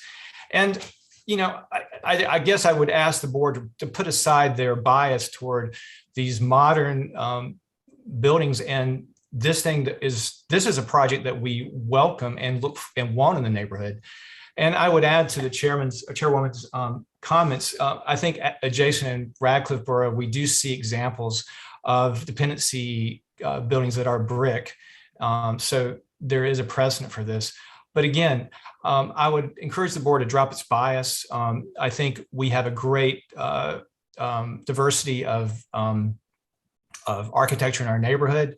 Our neighborhood's also been a diverse neighborhood as far as immigrants, German, Jewish, and then also we're a very historic African-American neighborhood.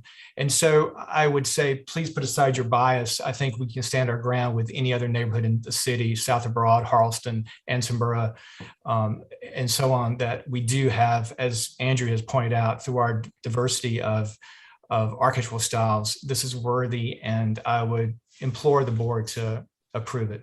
Thank you. Thank you, Mr. Hawkins. Kim?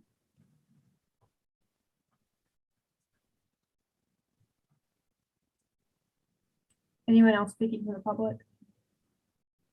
Peggy, do we have anyone else? No, there's no one else. Okay, I did not see any written comments in the Dropbox. Is that right? That's correct. I was told Bob Holt submitted a written comment.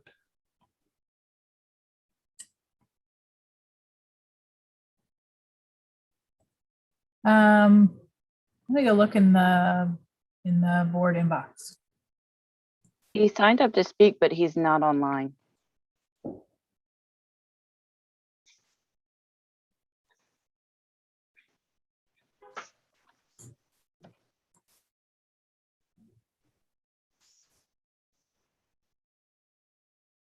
I don't have any comment from him in the board inbox. And he's not online? He's not. Okay. Seeing no other public comment, we'll move on to city staff comments and recommendations. Kim? Thank you. Previously on September 9th, the motion was for deferral for finesse of detail, a slight reduction in high style with a reconsideration of 2 chimneys and straight run stair, but with a noted board appreciation for the quality of the design. So our comments this time, this building is proposed, certainly has qualities and design that is of high quality, which is something that all buildings should strive for. Reducing that quality would be a disservice to the neighborhood, and staff continues to support the project. The applicant has followed the directives of the board, and staff continue to recommend conceptual approval with final review by staff. Thank you. Thank you, Kim. Mr. Gould, did you want to respond or clarify anything raised during public comment or in the staff comments? Well, yeah, and Preservation Society again brought up the question of this being sort of an excessively grand or formal building for the context, and I think I demonstrated with my precedent images that the types of details that you see here, I mean, literally every single detail you see here can be found on buildings throughout the neighborhood, even relatively normal buildings that you might not even notice when you walk by as anything grand. And so I just kind of want to emphasize that I think my drawing is my drawing, perhaps because it has so much detail in it, and it's just because it's a very symmetrical presentation, maybe giving an impression of something grander than it is. You know, I hope if you look at all of those precedents I showed and you know, really think about what does this look like to have a small scale brick building that's got some elliptical arches and a few projecting brick bands. I mean, what is that like in reality? And the reality is it's really very ordinary looking. You see brick buildings like that everywhere you look in the city. And so, you know, that I hope that's come across through these comments. Thank you. Thank you, Mr. Gould. We'll move into board discussion and a vote at this time. I'll go first with a comment or a reply just to Marion and Steve. If you look back at the discussion from the last meeting, I believe all of the board members were very thorough in their praise for the quality of materials and the quality of construction. There is no question whatsoever in my mind about the intent for quality, likely a quality superior in method and material to nearly anything else that's been built in the neighborhood in the last 15 years. So I'll clarify that on my end.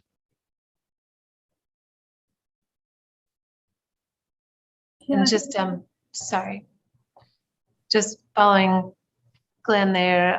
Yeah, I don't recall anyone saying they wanted to really dumb this down. It was just a request to slightly simplify some of the brickwork. That was all I heard. And then some discussion about chimney and the stair, which I pointed out seemed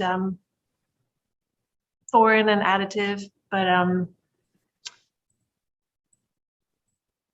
otherwise I thought and still think that the building design is handsome.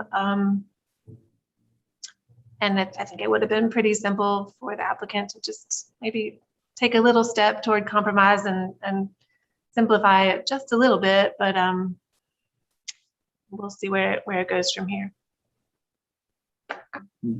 I guess my comments, since I've sort of made my statement, my comments really just relate to the brick detailing. When you look at the keys over the 3 arches, those are threefold the size of keys over brick carriage houses on Lower Legree Street.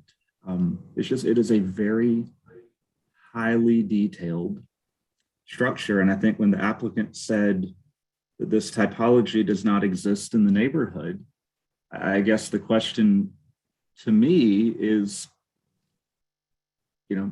is this set to be the finest brick outbuilding in the entire neighborhood, and yet it's connected to a metal shed? I don't know. I guess that's just the question I would pose. I think it is a very handsome, very nicely designed building. It is detailed to a level in far excess of the main structures around it.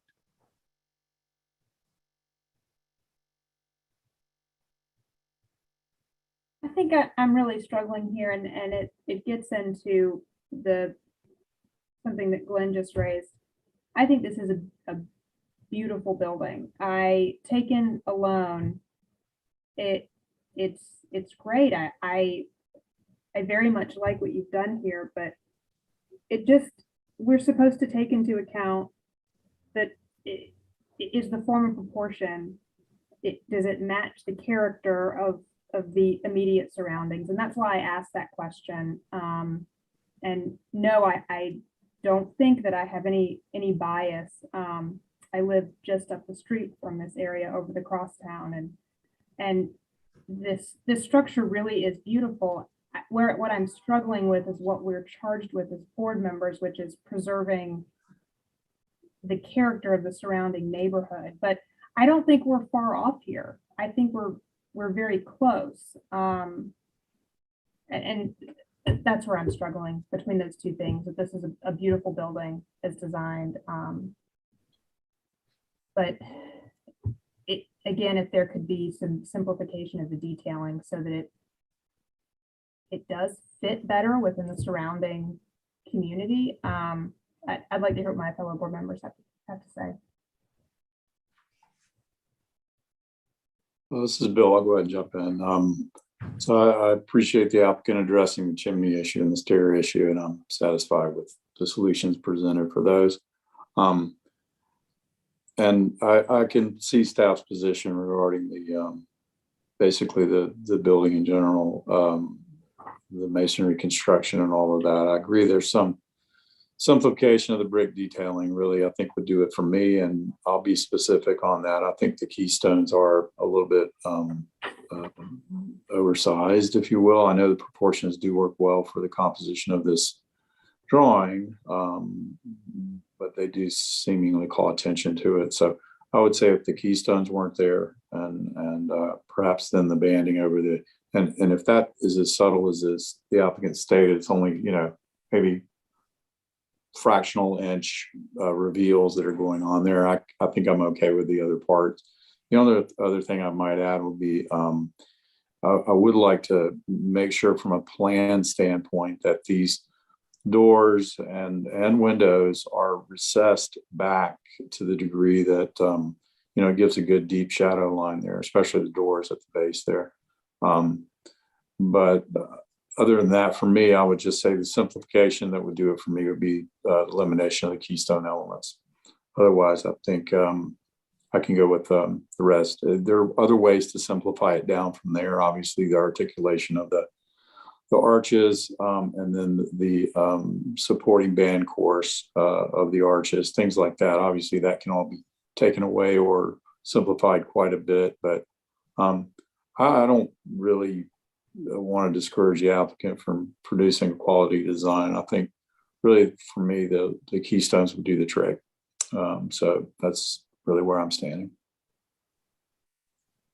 Bill, I completely agree. You know, I stand by that comment about not wanting to discourage quality design. I think the detailed tone down is subtle, or that I envision it needing. And I so wish that, you know, this weren't titled in the title block, a proposed addition to a historic shed, because it, you know, it's like the fact that this really finely detailed building that should be able to stand on its own and be an anchor is tacked onto a metal shed.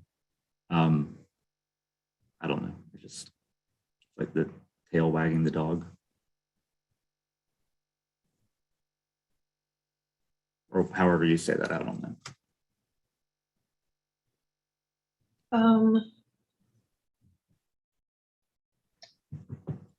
How about, I'm gonna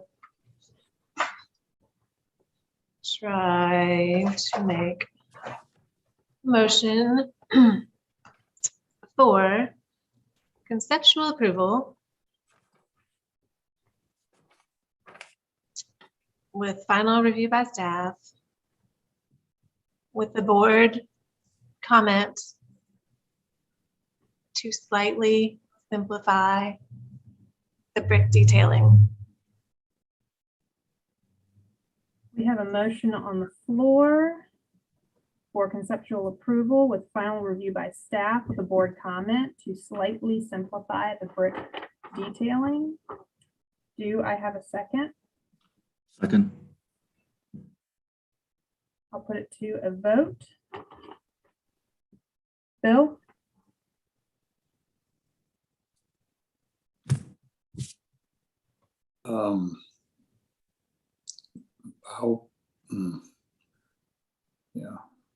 It's still a little bit ambiguous, but if it slightly simplifying the brick detailing meant get rid of the keystones, I would vote yay for that. So I could amend it and say, okay, slight simplification of the brick detailing, including elimination or size reduction of the points.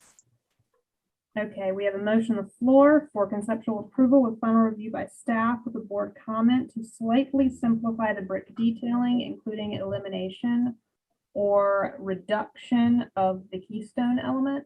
Is that right, Julia? Yeah. Okay.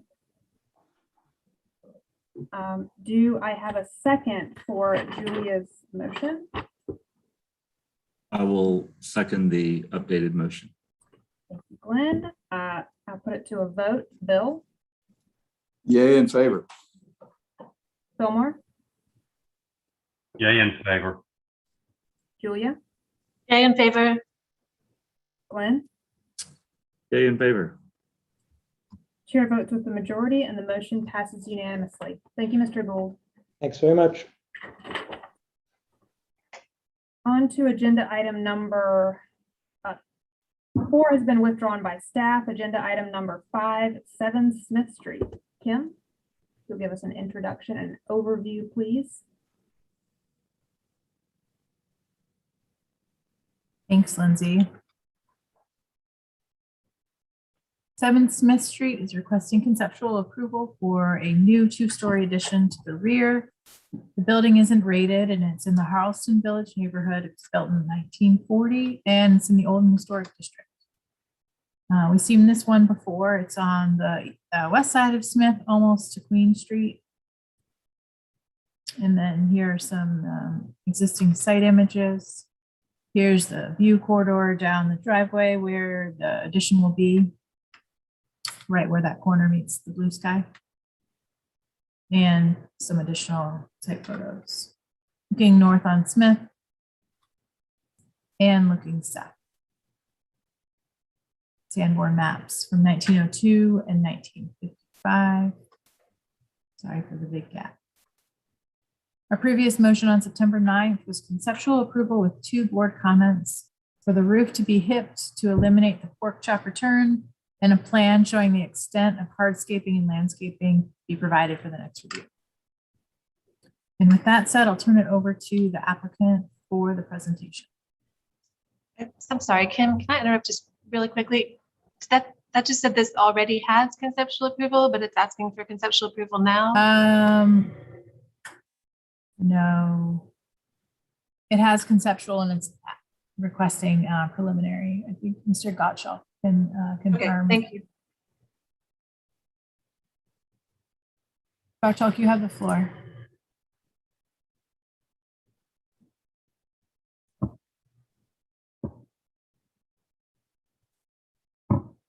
Mr. Gottschalk, you're on mute. Oh, I see. you Yep. now.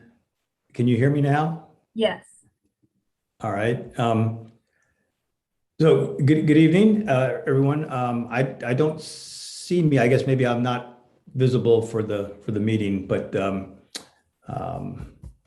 that's fine.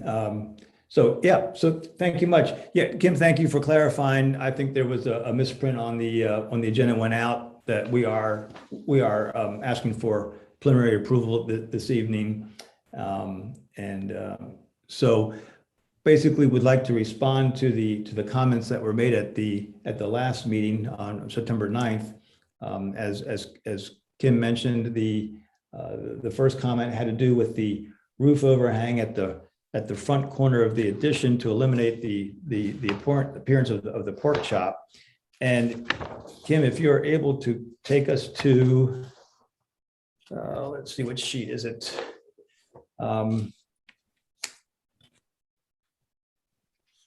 To sheet number 10, which is 8.7.1, sheet number 10 though.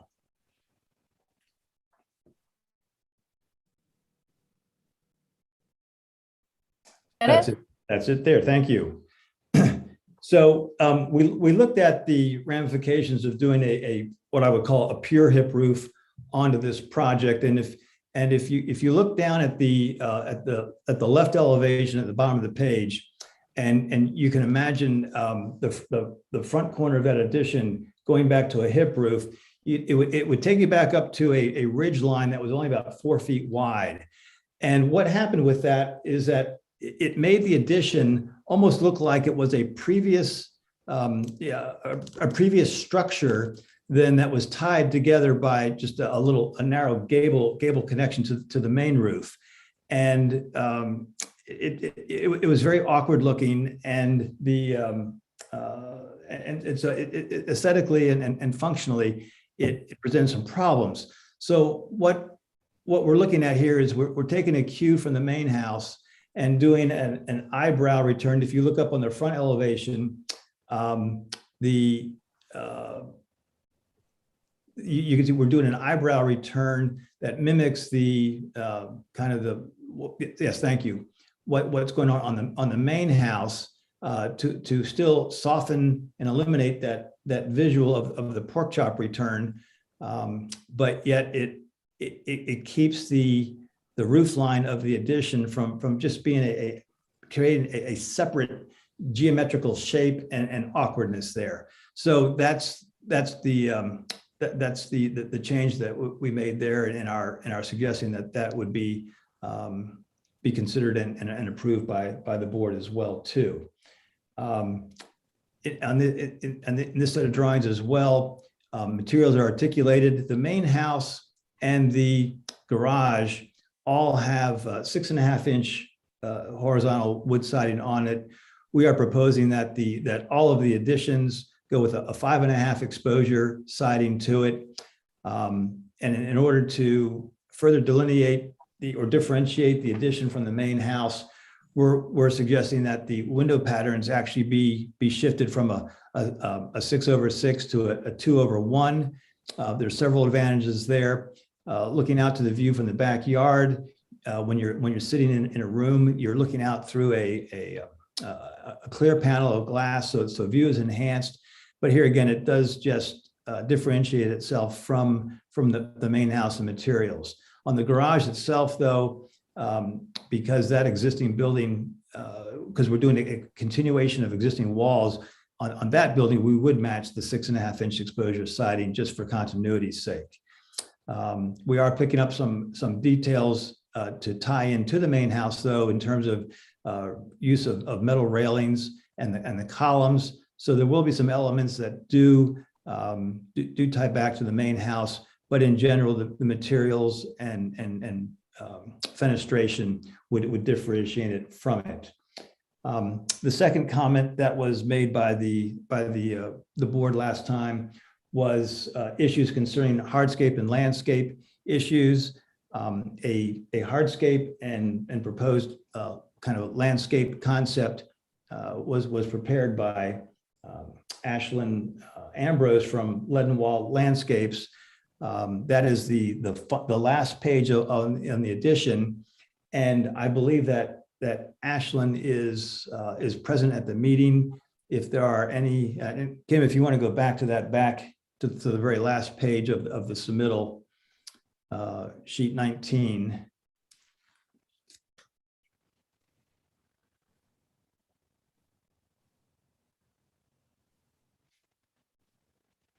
Yeah, it's a little small. This is the concept that is being proposed. And as I said, I think Ashlyn is here if there are any comments or questions, or if you need her to run through an explanation of the approach. I would be happy to turn this portion over of our presentation to her.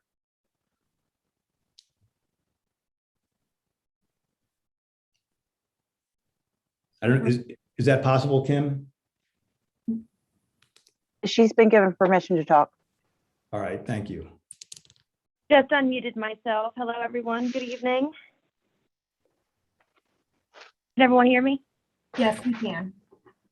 Okay, great. Okay. All right. Yeah, I've been working with John Rhodes on this house project. I think we were going for a really downtown look. I went with mostly brick, bluestone, and then travertine around his pool area. And trying to maximize as much of his backyard as we possibly could. And also keeping as much of his his existing landscaping in the front yard as possible as well.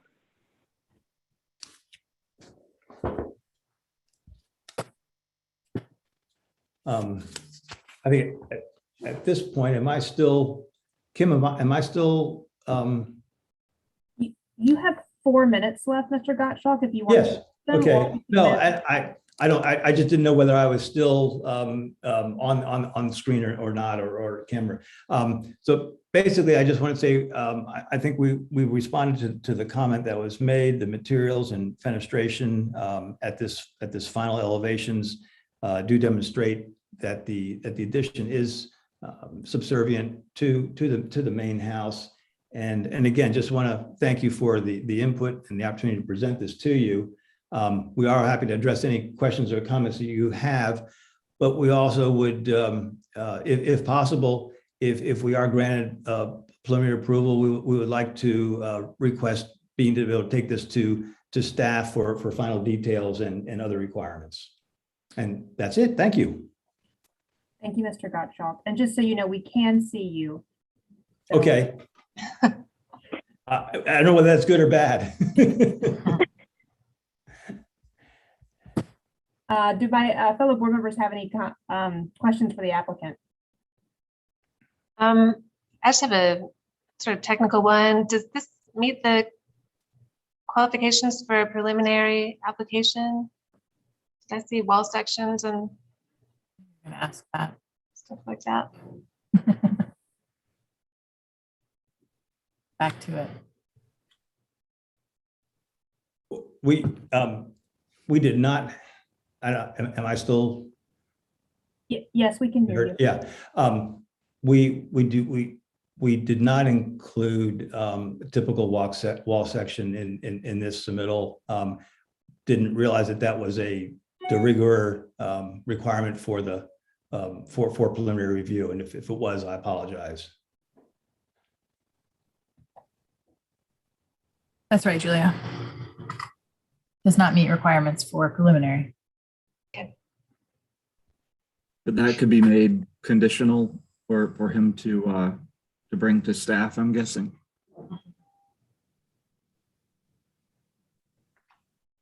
Any other board questions at this time? All right, we'll move on to public comment. Kim, do we have anyone speaking from the public? The only other person signed up to speak is Mr. Rhodes. I do not see him logged in unless he's logged in under another name. I don't think he necessarily wanted to make a presentation. He just wanted to have that option. Oh, he's the owner. Okay. So Yes. Understood. Okay. We do have one letter it's from the Charleston Village Association dated October 27th, 2021.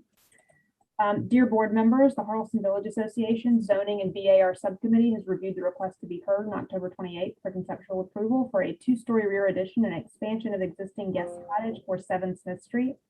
We are encouraged by the direction of revisions to the height of the proposed rear addition made to this proposal following your meeting of August 26th. Even so, the size of the proposed addition does not reflect, we think, historic patterns in rear additions in the neighborhood, and repeat the recommendation we made in August that the design of the addition distinguish it from the historic 1941 house. We remain concerned about the size of the proposed garage and how it impinges on the main house. At an earlier meeting of this board on August 26th, we stated our opposition to construction of the garage and retain that opinion today. We commend the owners for the general direction of their proposed renovation and the improvements they will make to this property. We note that the landscape plans call for much of the yard to be paved and encourage the owners to install pervious paving materials to prevent rain from draining into neighborhood properties. Sincerely yours, Charleston Village Zoning and BAR Subcommittee. And I think I do not see anything else by way of public comment for 7 Smith Street. Kim, is that right? Okay, if you will give us city staff comments and recommendations, please.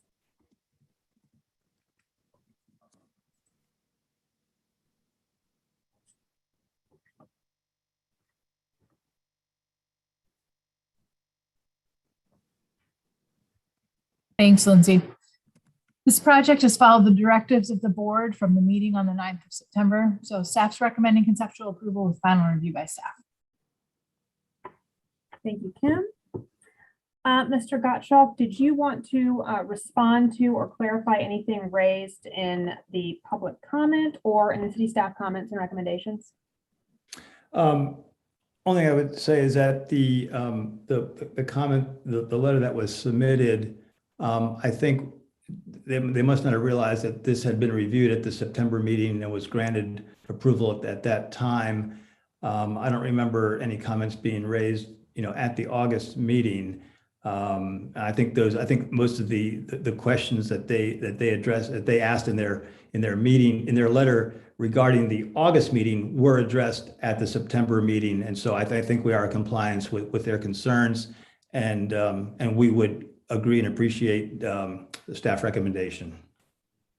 Thank you, Mr. Gottschalk. And Kim, that is a good question. We've approved the garage. Okay. That's right.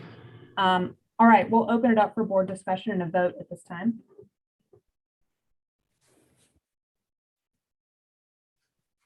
This is Bill. I'll go ahead and jump in.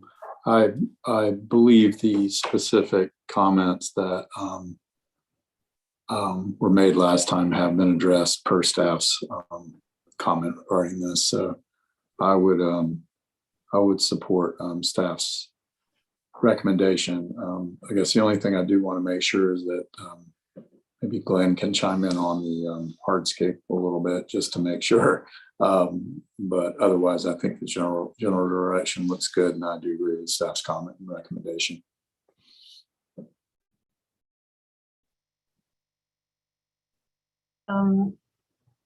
Yes, it does appear that the neighborhood association kind of tuned in a bit late because that footprint of the addition had been approved.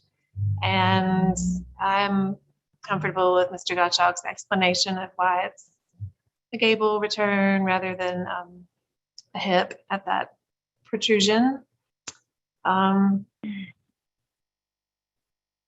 I'm just a little confused about conceptual versus preliminary. I almost want to just like reiterate conceptual approval and send it to staff, but however that pans out technically.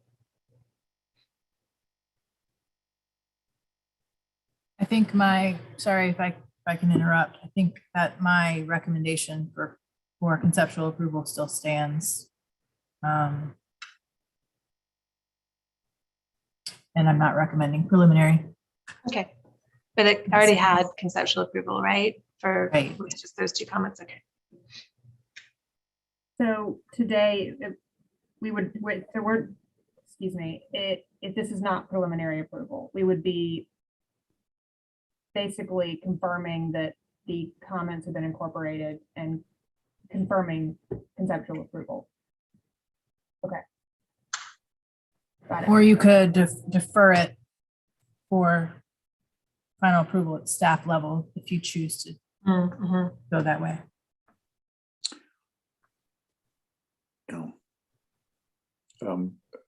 Real quick, I assume not hearing Glenn that there are really no comments regarding the hardscape from his standpoint.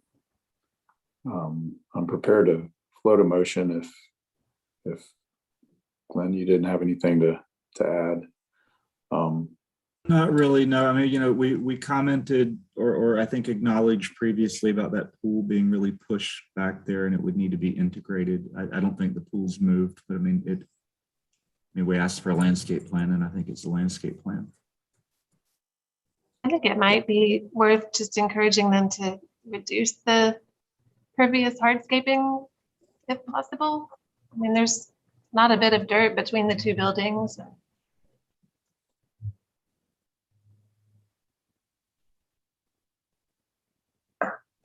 All right. I'll just try to make a motion for deferral with final review by staff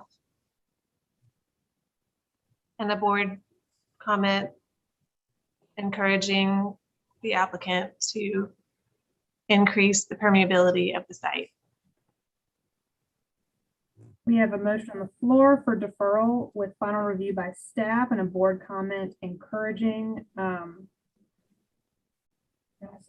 reduce the pervious lands hardscaping, but you said encourage Permeability. Or reduction in hardscape or something along those lines. Yeah. Do I have a second? This is Bill, I'll second. I'll put it to a vote. Fillmore, Yay in favor. Glenn, Yay in favor. Julia, Yay in favor. Bill. Yay in favor.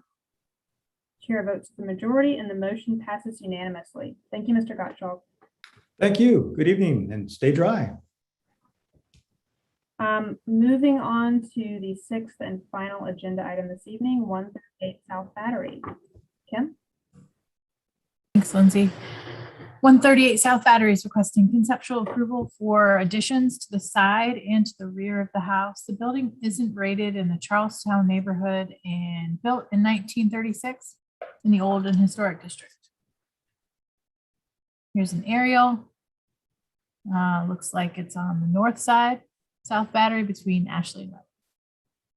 Here's some existing site photos.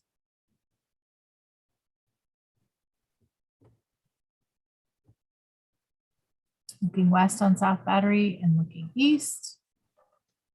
And the sandboard maps from 1944 and 1951.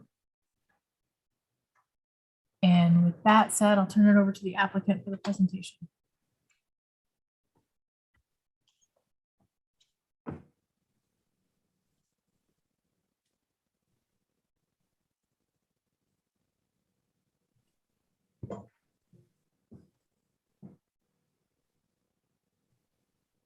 The applicant is muted.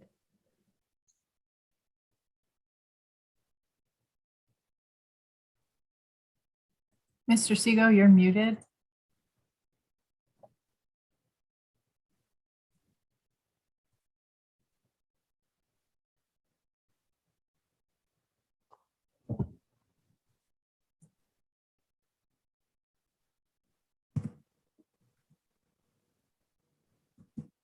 All right. Kim. Hi. Hi. This is Reggie. So y'all, I'm punting or I'm filling in for Will Wingfield. So y'all are gonna have to bear with me. So, am I on? You are on. All right. See and hear you. Oh, good. All right. Great. Hi, I'm Reggie Gibson. Hope y'all are doing well. Pretty straightforward project here. Duplex, young family wants to take it to single family. We actually like the way the duplex looked with the two doors. We like the symmetry of it. So we decided not to go through the machinations of trying to just have one door. How do I move these things? Can I move these drawings? You can tell me when to advance the slide. All right, you can go through.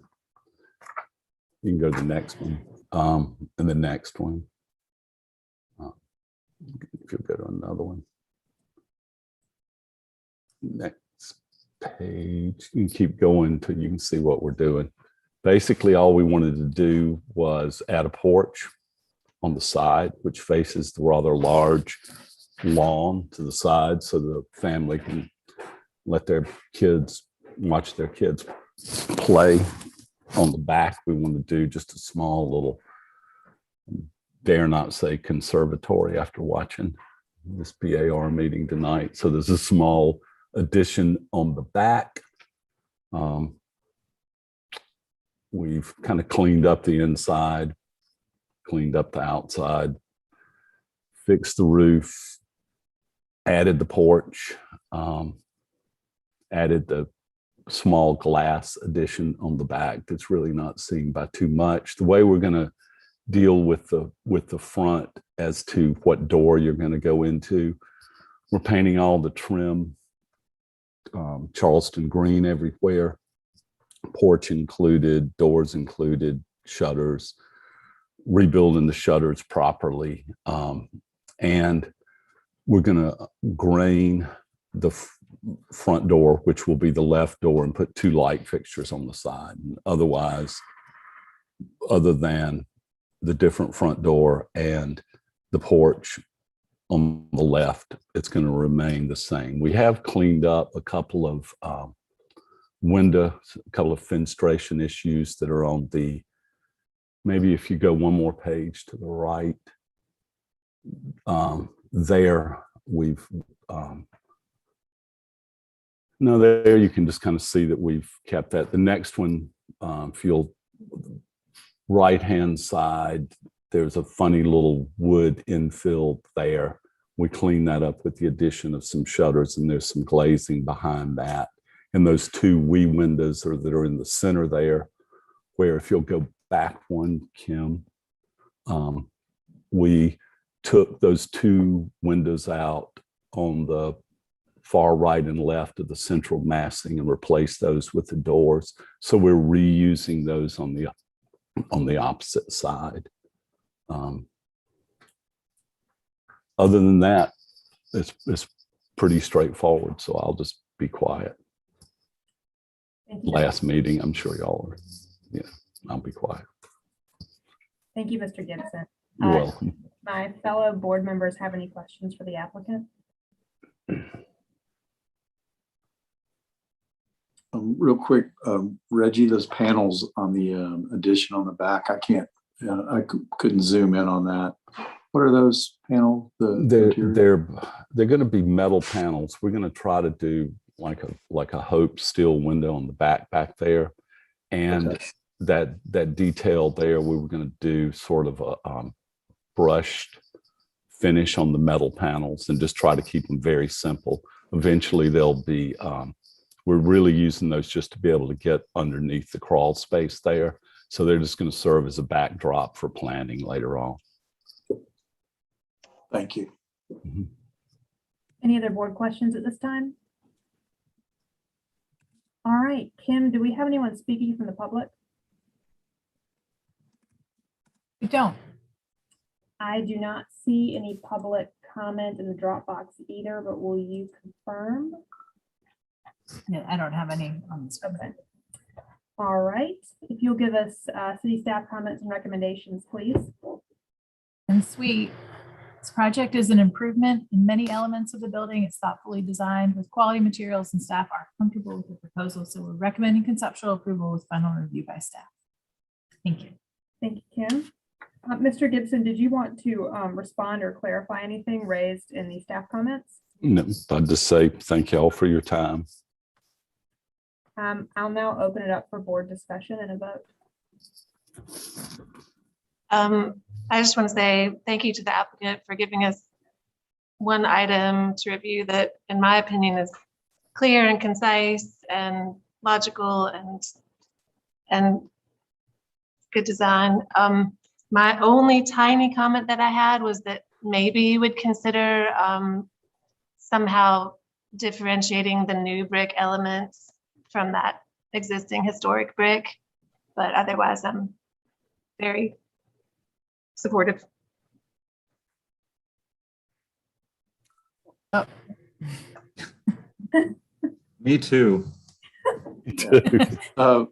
This is Bill. I'll jump in real quick. I agree with staff's comments and recommendation. Actually, the porch, I think, kind of helps the house. There's so many of these side porches down there in that area. With the larger yard, I think it's going to actually help quite a bit. And I like the way that Reggie's responded to the rhythm available with the porch. So I support staff's comments and recommendations. Sorry for the background noise. All right, I'll make a motion for conceptual approval with the board comment to consider differentiating the new brick elements and final review by staff. We have a motion on the floor for conceptual approval with a board comment to consider differentiating the brick element, the new brick elements with final review by staff. Do I have a second? This is Bill. I'll second. Thank you, Bill, and I'll put it to a vote. Glenn? Yay in favor. Fillmore? Yay in favor. Julia? Yay in favor. Bill? Yay in favor. Chair votes to the majority and the motion passes unanimously. Thank you, Mr. Gibson. Thank you all very much. Take care. We have now reached the end of our meeting. Do I have a motion to adjourn? The end of our rope. So moved.